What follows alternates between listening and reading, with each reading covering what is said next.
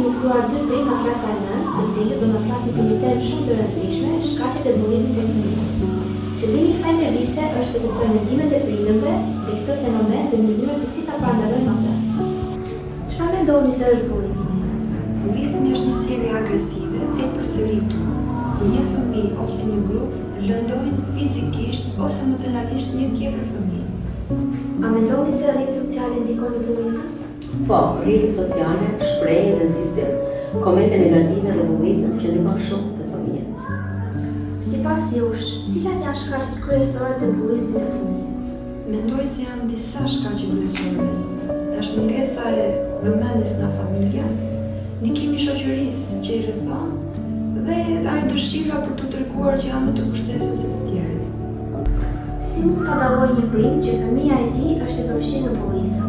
Nëse fëmia bëhet i mbyllur, nuk dëshiron të shkojë në shkollë dhe shfaq sjellje agresive ndaj fëmijëve të tjerë. A ndikon ambienti familjar në sjelljen bullizuese të një fëmie? Mendoj që po.